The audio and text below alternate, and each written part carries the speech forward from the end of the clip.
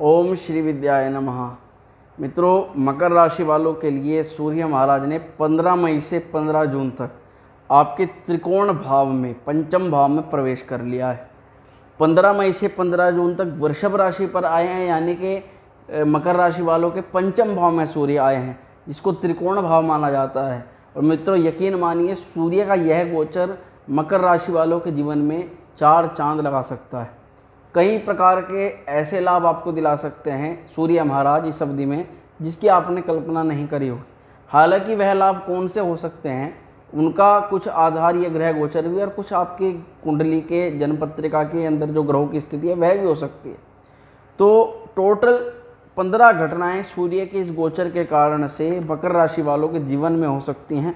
कौन सी ये 15 घटनाएं हैं, जानने के लिए वीडियो को आप लास्ट तक देखते रहिए।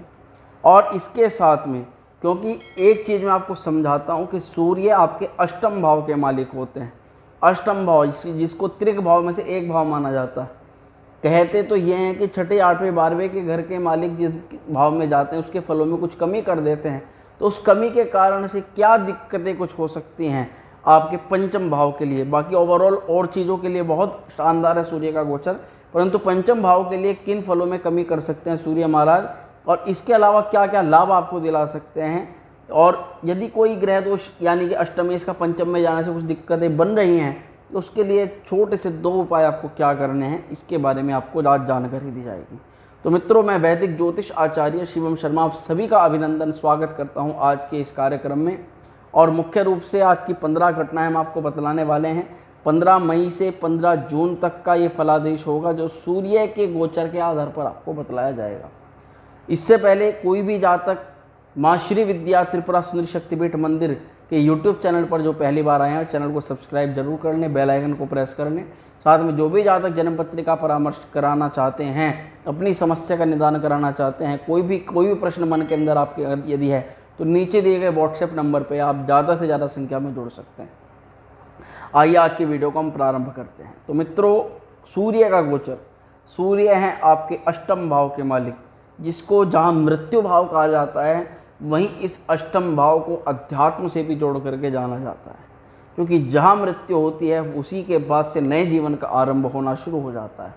अष्टम भाव का त्रिकोण भाव से जब संपर्क बढ़ता है, जो त्रिकोण भाव आपके पंचम भाव को माना जाता है, लगन, पंचम और नवम, तो ये कई चीज़ों में तो बहुत शुभ फल आपके बढ़ा देते हैं। और पंचम भाव में खासकर सूर्य महाराज तो अति शुभ फल करते हैं, बहुत अच्छा फल करते हैं। क्या क्या फल करते हैं, अब देखिए। अष्टम भाव को रिसर्च का भाव माना जाता है, खोज का भाव भी माना जाता है। तो अष्टम भाव के मालिक सूर्य के पंचम में आने से क्या बनता है, इधर पंचम भाव विद्या का भी भाव होता है। ऐसे में व्यक्ति की ज्ञान की क्षमता, विद्या की जो क्षमता है बढ़ने लग जाती है। तो पहली घटना आपके इसी ज्ञान की क्षमता के आधार पर होगी। जहाँ अष्टम भाव खोज के मालिक पंचम भाव में आए हैं, तो आप थोड़ा सा किन चीज़ों के प्रति आप जानना पसंद करेंगे, अज्ञात चीज़ों को जानने का आपका मन करेगा। ऐसी चीज़ें जो कि अभी तक आपके सामने से छुपी हुई हैं, अज्ञात हैं, ऐसी चीज़ों पर आपका थोड़ा ध्यान जाएगा। हर व्यक्ति के जीवन में कुछ ना कुछ अज्ञात होता है। कई राज इस प्रकार के होते हैं जो वो बाद में अपने माता पिता से, अपने परिवार के बंधुओं से जानने का प्रयास करता है या फिर उसकी खोज शुरू कर देता है। तो पहली घटना, अज्ञात चीज़ों को जानने का मन आपका करेगा, ये आपकी पहली घटना है। दूसरी घटना यह है कि अध्यात्म की ओर झुकाव आपका बढ़ेगा।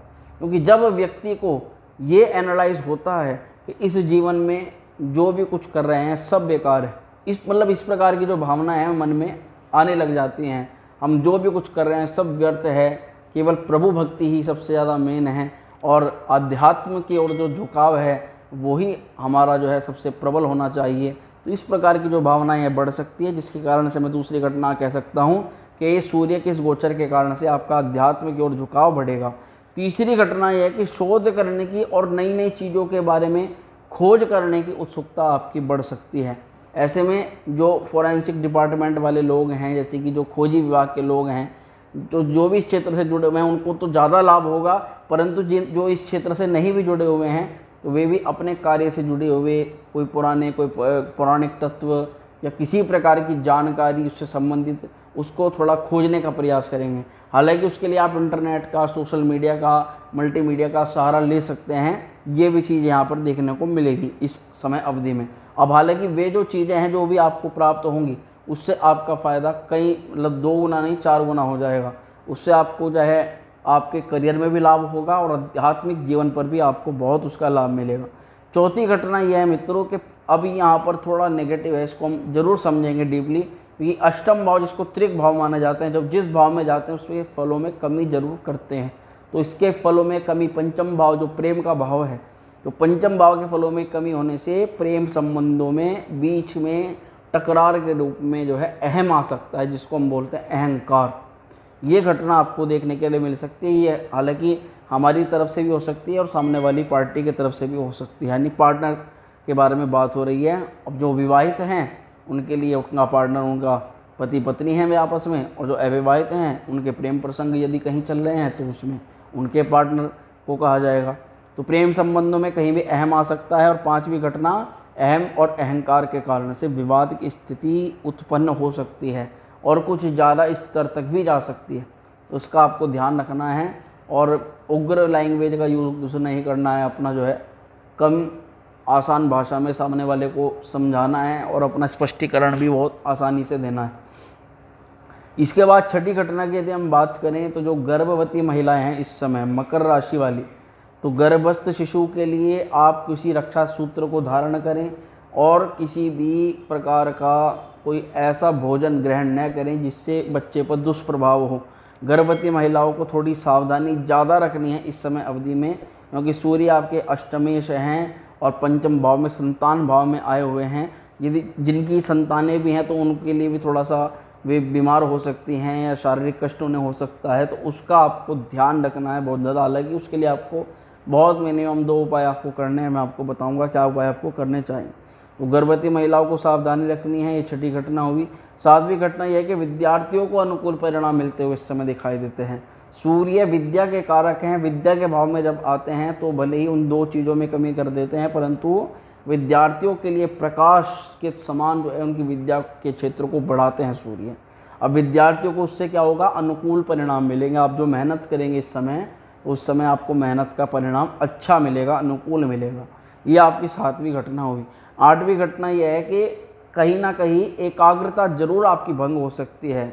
जो माइंड फोकस होता है एक ही सब्जेक्ट के प्रति, उस पर बार बार तैयारी करना, तो एकाग्रता बनाए रखने में थोड़ी सी आपको ज़्यादा मेहनत करनी होगी, उसका आपको थोड़ा ध्यान रखना है।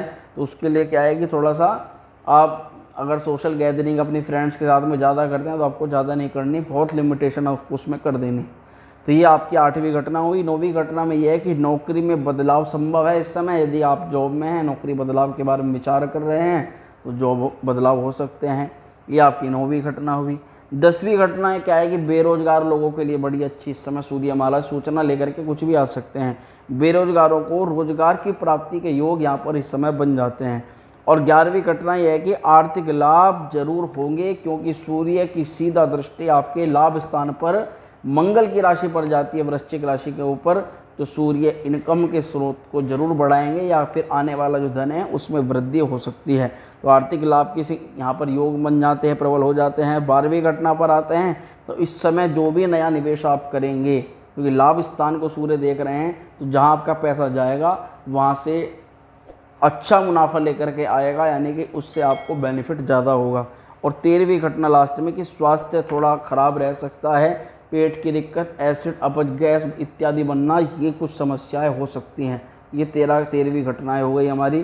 14वीं घटना क्या है कि मनपसंद कार्यों में आप जो भी आपके काम मनपसंद कार्य हैं, जो आप बिजनेस जिनमें करना चाहते हैं, तो अगर मनपसंद कार्यों को आप इस समय करते हैं तो आपको लाभ हो सकता है। हालांकि मित्रों से भी आपको सपोर्ट मिल सकता है, कुछ ना कुछ सलाह मिल सकती है, जिसके कारण से आप अपने कार्यों को, अपने कामों को अच्छा बेहतर बना सकते हैं। मतलब कुल मिलाकर इस समय जो मित्रों की सलाह है वो आपको हर क्षेत्र में, ज़्यादा तो काम में, पर हर क्षेत्र में भी आपको ज़्यादा लाभ देगी।